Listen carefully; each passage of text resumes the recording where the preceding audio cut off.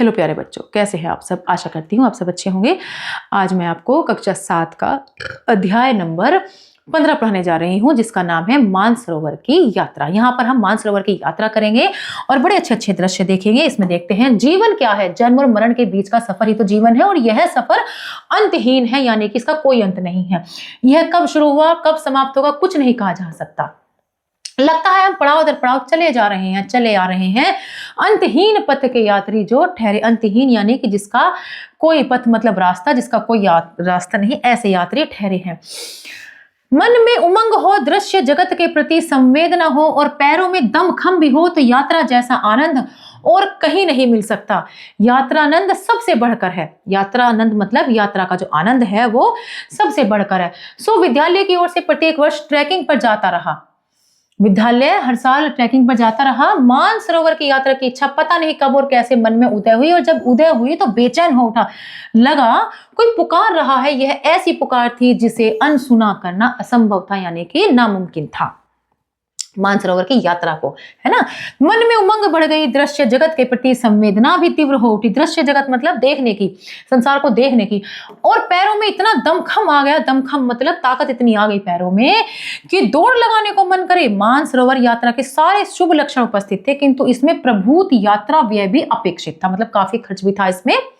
कैलाशपति की कृपा से उसका भी सहज प्रबंध हो गया, मतलब भगवान की कृपा से चलो उसका भी खर्च का भी प्रबंध हो गया। वही बुला रहे थे तो प्रबंध भी उन्हें ही करना था। प्रबंध ही नहीं, यात्रा की अवधि में कुशल क्षेम का दायित्व भी उन्हीं पर था, जो उन्होंने कृपा पूर्वक निभाया। यानी कि उस यात्रा में कुशल मतलब समस्या कुशल बने रहे, इसकी जिम्मेदारी भी भगवान पर ही, और भगवान ने उस जिम्मेदारी को निभाया और हमें यात्रा कराई। अप्रैल 1987 ईस्वी का महीना था। मानसरोवर की यात्रा पर जाने वालों से प्रार्थना पत्र मंगाने के लिए हमारे विदेश मंत्रालय ने एक विज्ञापन दिया। मैंने प्रार्थना पत्र भेज दिया। कुछ दिन बाद हमें दिल्ली में राम मनोहर लोहिया अस्पताल में शारीरिक उपयुक्तता की जांच के लिए बुलाया गया। शारीरिक रूप से सर्वथा उपयुक्त पाने पर हमें यात्रा पर जाने की स्वीकृति मिल गई, यानी कि जांच पड़ताल के बाद ही वहां पर भेजा जाता है। एक बहुत बड़ी बाधा पार हुई, चलो कि भाई वो स्वस्थ पाएगा। इसके बाद केवल 2-3 दिन ही हमने दौड़ धूप करके विदेशी मुद्रा, वीजा, प्रवेश पत्र आदि का प्रबंध कर लिया। जहां चाह वहां राह, यानी कि अगर इंसान को लगता है कि मुझे करना है तो रास्ते तो अपने आप निकल आते हैं। ऐसा कार्य इतनी जल्दी नहीं होता, महीनों तो एक आध सप्ताह लग जाना मामूली बात है। इसके बाद एक दिन हमें विदेश मंत्रालय में बुलाकर यात्रा संबंधी जानकारी दी गई तथा क्या क्या साथ ले जाना है उसकी बाबत बताया गया। इसकी तैयारी में हमें 1 सप्ताह का समय लगा। 1 सितंबर 1987 ईस्वी को ब्रह्म मुहूर्त में प्रातः काल 4:30 बजे नई दिल्ली में जनपथ पर अवस्थित चंद्रलोक नामक भवन से हम 38 यात्री अपने परिजनों की शुभ कामनाएं लेकर ओम नमः शिवाय के पंचाक्षरी मंत्र की ध्वनि के साथ बस द्वारा मानसरोवर और कैलाश पर्वत की तीर्थ यात्रा पर चल दिए। बस से उन्होंने यात्रा करी। तब मन बल्लियों उछल रहा था। परिजन के बिछोह, अज्ञात और दुर्गम स्थान से सकुशल वापस आने की शंका कुशंका, दुर्लभ दृश्यों को देखने की असीम उत्कंठा, मतलब दृश्य दुर्लभ दृश्य जो कभी ना देखने को मिले, ऐसे दृश्यों को देखने की बड़ी ही उत्कंठा, बड़ी ही मतलब एक इच्छा सी हृदय में, हृदय की उस अवस्था का अनुमान लगाना कठिन था। हम उस स्थान की ओर प्रस्थान कर रहे थे जहां जाने का कम से कम मेरे लिए तो यह पहला और अंतिम अवसर था। अंतिम इसलिए कि बार बार जाना कहाँ संभव होता है, ऐसी जगह यात्रा करना, है ना। दिल्ली से चलकर हम रात्रि विश्राम के लिए बागेश्वर रुके। बागेश्वर से हम सुबह 5 बजे धारचूला के लिए रवाना हुए। दिन भर यात्रा करने के बाद शाम के लगभग 4 बजे हम धारचूला पहुंचे। शाम को धारचूला पहुंचे।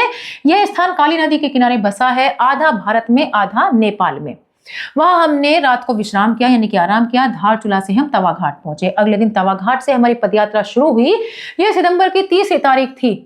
सितंबर की यह 30 तारीख थी। उस दिन हम कोई 15 किलोमीटर चले, क्योंकि चढ़ाई दुर्गम थी, यानी कि मुश्किल थी, और पहले दिन ही थकान मोल लेना कोई बुद्धिमानी की बात नहीं थी। मतलब पहले दिन अगर थक जाते तो फिर इतने दिन कैसे यात्रा करते, उन्हें यात्रा भी तो करनी थी और ये बहुत चीज देखनी थी। इस प्रकार हम प्रतिदिन चलते और विश्राम करते, 9 दिन तक निरंतर आगे बढ़ते गए। दुर्गम यानी कि बहुत कठिन वाला पर्वत पथ, ऊंची चोटियां, गहरे गड्ढे, सुरम्य वृक्षावली, विचित्र पक्षी और तन मन को शीतल करने वाली वायु, आंखों में हिमाच्छादित मतलब बर्फ से ढकी हुई कैलाश पर्वत के सपने, अद्भुत मन स्थिति थी। परिचित संसार पीछे छूटा जा रहा था, अपरिचित संसार में से गुजरते हुए एक और स्वप्निल संसार की ओर आगे बढ़ रहे थे हम। सितंबर की 11वीं तारीख को हम भारत और चीन सीमा पर स्थित लिपू दर्रे पर पहुंचे। यह स्थान समुद्र तल से 17,500 फुट ऊंचा है। 17,500 फुट, 1 फुट ही कितना होता है, समझ लीजिए लगभग 5 फुट के आसपास, 5-6 फुट के आसपास जो है लोग बाग होते हैं। और इसमें फुट देखिए 17,500 फुट ऊंचा था। 11 दिन तक लगातार चढ़ाई चढ़ते रहना, स्वर्ग आरोहण मतलब जैसे स्वर्ग को चढ़ रहे हैं से कम तो नहीं, यहाँ तक तो सकुशल आप पहुंचे, आगे भी कुशल रहेगी ऐसा विश्वास था। अब तक हम अपने देश में ही विचरण कर रहे थे, अब हम चीन देश की सीमा में चलेंगे।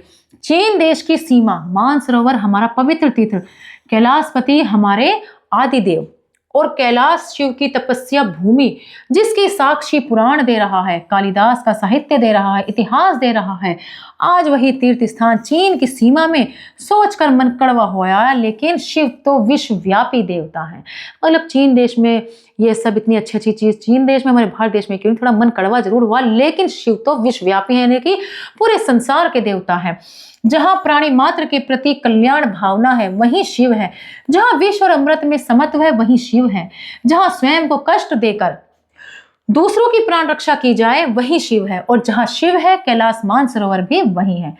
यद्यपि सत्य तो यही है, हालांकि यद्यपि का मतलब यह हालांकि सत्य तो यही है, किंतु यह भी कटु सत्य है कि आज हमारा यह तीर्थ क्षेत्र हमारे अधिकार में, यानी कि मानसरोवर हमारे अधिकार में नहीं है। चीन सीमा पर चीनी अधिकारियों ने हमारा स्वागत किया। चीनी कुलियों ने हमारा सामान टट्टुओं पर लाद दिया। टट्टू मतलब होते हैं थोड़े घोड़े, छोटे से जो घोड़े गधे टाइप के होते हैं, उन्हें टट्टू बोला जाता है। अब हम गंतव्य की ओर यानी कि रास्ते की ओर बढ़े, कुछ दूर पैदल, कुछ दूर टट्टुओं पर और कुछ दूर बस तथा ट्रक में। मैं सारे रास्ते पैदल चला।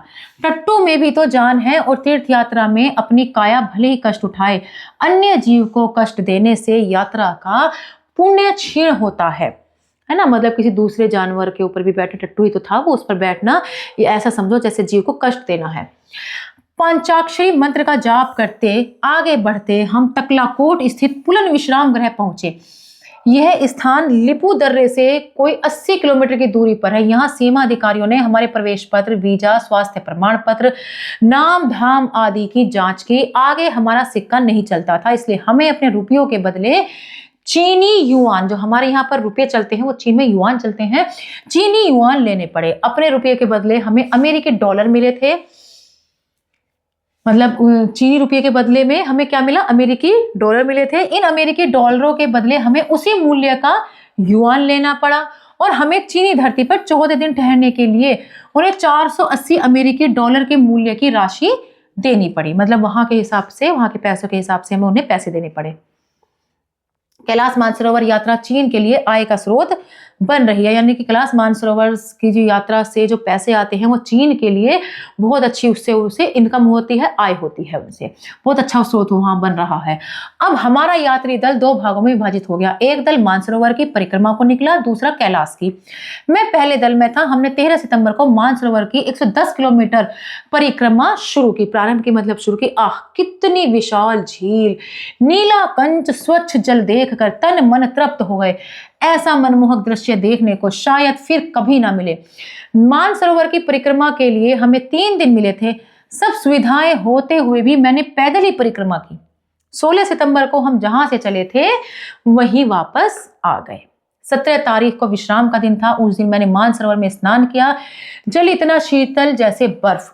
डुबकी लगाते ही ऊपर निकले कि शरीर में अद्भुत ताजगी महसूस हुई। स्नान का आनंद क्या होता है वह यही अनुभव हुआ। मन ही मन गर्म पानी से न नहाने की प्रतिज्ञा की, जो शिव कृपा से अभी तक तो निभ रही है कि मतलब गर्म पानी से नहीं आएंगे, चाहे कैसा भी मौसम हो, ठंडे से ही नहाएंगे, ठंडे पानी से ही नहाना है। अगले दिन 18 सितंबर को हम बस द्वारा 80 किलोमीटर दूर तारचिन नामक स्थान की ओर रवाना हुए। तारचिन से ही कैलाश शिखर की परिक्रमा आरंभ होती है। इस परिक्रमा की दूरी अपेक्षाकृत कम है, लेकिन मार्ग जो रास्ता है वो दुर्गम है, यानी कि कठिन है। बीच में लगभग 20,000 फुट ऊंचा दोलमा दर्रा पार करना पड़ता है। याक की सुविधा होते हुए भी पैदल चलना ही उचित समझा। याक एक तरीके का जानवर होता है। याक पर सवारी शिव शिव, मेरी भक्ति भावना ने मुझे धिक्कारा। हमने भक्ति भावना से कैलाश पर्वत की पूजा की। मुझे तो कैलाश शिखर ही दिगंबर शिव जैसा प्रतीत हुआ। नागेंद्र हाराए भस्मांगराव गाए दिगंबराय शिव, परिक्रमा पूरी करके आ पहुंचा। मतलब ऐसे जाप सा करता हो, पूरी परिक्रमा कर ली उन्होंने और आप पहुंचे। फिर सारे यात्री अगले दिन तकलाकोट आ गए। अब केवल घर लौटना था। मतलब जहां जहां की यात्रा करनी थी वो कर चुके थे, तकलाकोट आ गए थे और अब उन्हें घर लौटना था। 1 अक्टूबर 1987 ईस्वी को ठीक 1 महीने बाद हम सब सकुशल दिल्ली आ पहुंचे। हमारे यात्री दल में दिल्ली, महाराष्ट्र, कर्नाटक, तमिलनाडु, पंजाब, गुजरात तक, बंगाल, बिहार, हरियाणा, लगभग सभी प्रदेशों के यात्री थे। क्या अद्भुत संगम था, कैसी अनुभव भावनात्मक एकता थी। और अब तो हम दिव्य वसुधैव कुटुंबकम की भावना से ओतप्रोत थे। भगवान शिव की विश्वव्यापी विभूति का दर्शन करके जो लौटे थे, जो सारे संसार के शिव हैं, आखिर उनके दर्शन करके लौटे थे, तो अब तो हम दिव्य वसुधैव कुटुंबकम की भावना से हम अब तो ओतप्रोत थे। हाँ, हम शिव की विश्वव्यापी विभूति के दर्शन करके लौटे थे। जगत के कोलाहल से दूर, निर्जन और एकांत, चारों ओर नंगे सूखे पहाड़, साए साए करती हुई हाड़ कंपाने वाली तेज हवा, एक महान शमशान सा दिशा विस्तार। कैसा अद्भुत चुना है। भूत भयंकर प्रलयंकर देवाधिदेव दिगंबर गंगाधर ने। यात्रा के दौरान अद्भुत दृश्य देखे, विचित्र अनुभव हुए, लगा मन बंधन मुक्त हो रहा है, वह फिर बंधनों में फंस जाए यह दूसरी बात है। तब तो साक्षात मुक्ति के दर्शन कर लिए थे। यात्रा के फलस्वरूप वजन कम हो गया, मतलब जितने वजन उनका था उससे कम हो गया। यात्रा पैदल जो करी काफी दूर तक उन्होंने, जो ईसाइयों में एक शुभ चिन्ह है।